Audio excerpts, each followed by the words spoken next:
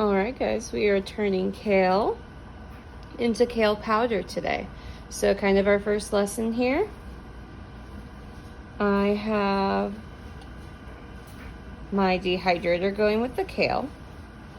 And I have a temperature one, so it is 125 degrees Fahrenheit for our dehydrating process. Once the leaves are fully crunchy and break apart, that's when I know it's done. For me, I do cook it slower because I have been told the low and slow is the best method in this way because it keeps more nutrients in the plant instead of cooking them out. So I do not ever go above 125 due to that reason.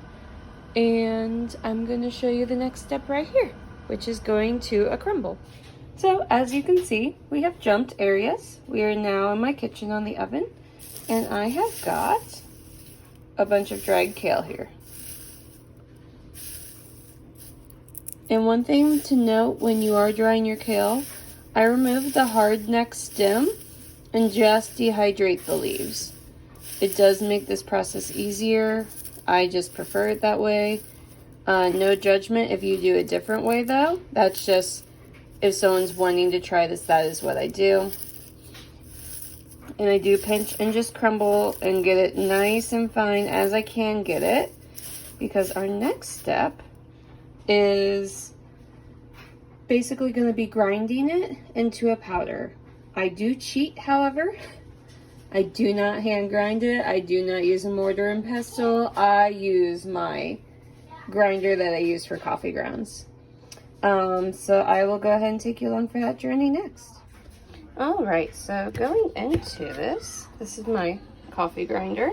I borrowed it from a friend years ago, and I need to eventually get it back to her. But I just stick my powdered kale into the coffee grinder. Make sure to clean or you will have coffee flavored kale. I did clean mine, but boy, that residue builds up fast. So, because I still do actively use this also for my coffee grounds.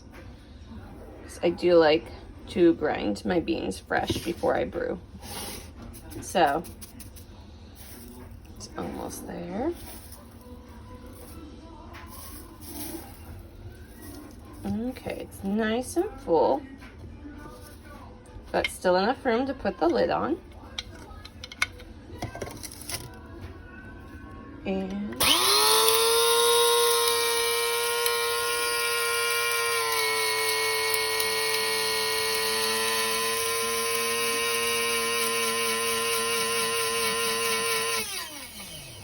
let's check on it.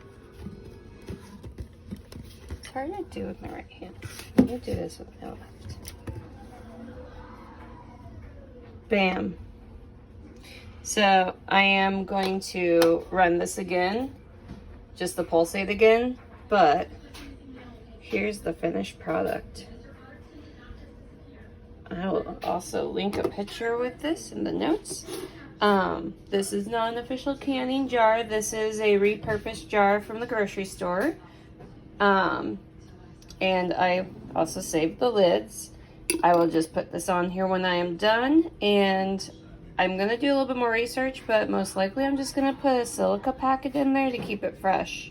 And so, yeah, that's how we do kale greens. We add it to smoothies.